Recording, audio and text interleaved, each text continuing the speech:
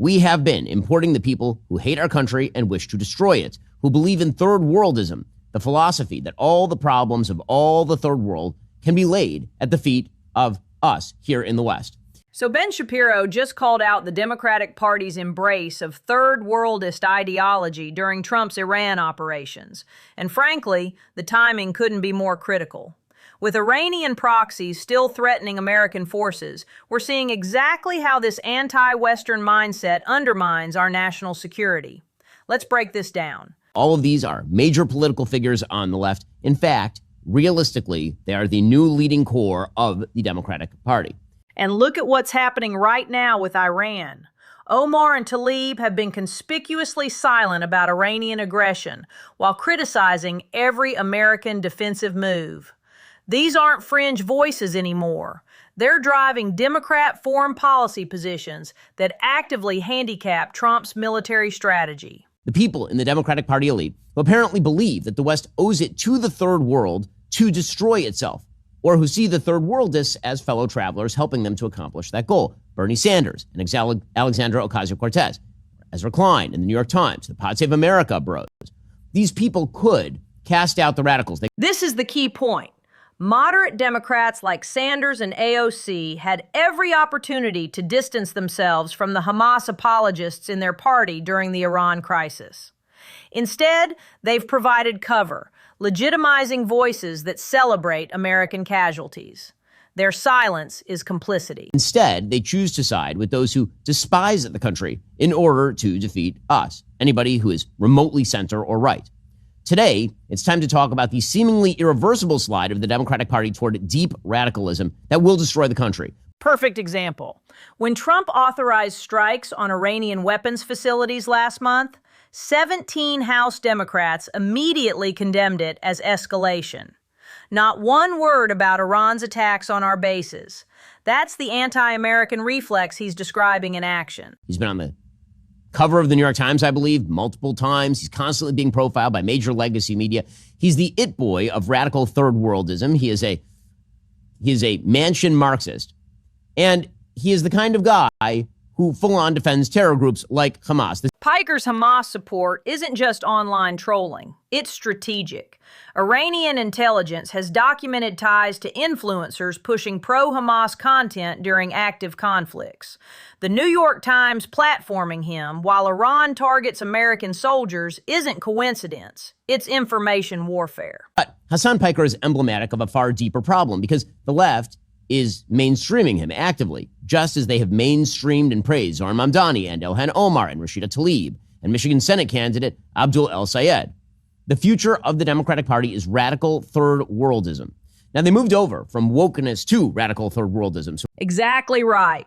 Wokeness was too abstract for most Americans, so they pivoted to third worldism, positioning Iran, Hamas, and other terror groups as victims of Western imperialism. It's why Democrats reflexively oppose every Trump action against Iran, regardless of merit. Third worldism is basically that same idea, but internationally. So the idea is that all inequality globally is the result of Western exploitation. The West is successful. Third world countries are unsuccessful. The only reason that is because the West must have exploited the third world. This explains Democrat opposition to Trump's Iran policy perfectly. They literally cannot see Iranian aggression as anything but justified resistance to Western oppression.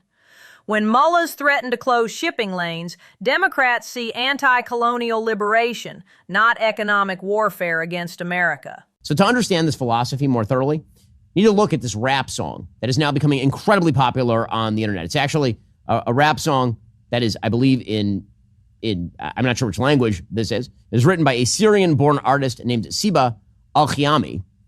And she is rapping here. I'll read you the subtitles because she is a Syrian-born artist who lives in Germany. It says, falsify our origins, separate our loved ones, and slaughter our children. Take our blood for granted. Demonize our revolutionaries, steal our knowledge, keep our people oblivious, torture our spirits, denounce us our rights, colonize our countries, appoint our rulers, appropriate our goods, and burn down our trees. But Syrian rappers blaming Germany for Middle Eastern problems while living in German welfare states. This is the exact mentality driving Democrat foreign policy. Immigrant politicians bringing third world grievances into American governance, supported by guilty white progressives. She is from Syria, apparently, and she is in Germany. Syria was never colonized by Germany, ever. And in fact, if you're going to talk about the colonization history of Syria, you can talk about Islamic colonization of Syria. Syria, of course, used to be a Christian country long before it was a Muslim country. So then it was colonized by Muslims. And then the Ottoman Empire controlled it for 400 years. The historical illiteracy is staggering. Syria was conquered by Islamic armies in 636 AD, ruled by Muslim empires for 1,300 years. France controlled it for 26 years total.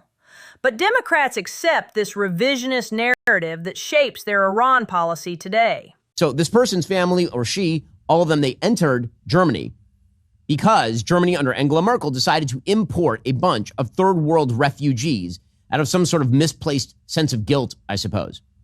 And again, that sense of guilt is misplaced. Germany imported millions from Syria, Somalia, and other failed states.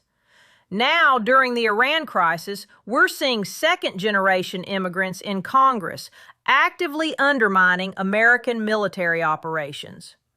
Merkel's guilt-driven immigration policy exported to America with predictable results. And the answer is that there are a bunch of people in the West, homegrown, who believe that our civilization is inherently guilty and ought to be torn down. They tend toward the Marxist left. The Marxist left believes, of course, that America was founded in sin, that America's foreign policy, and the West's foreign policy more broadly, has been about exploitation and evil. This Marxist guilt complex is exactly why Democrats can't support Trump's successful Iran strategy.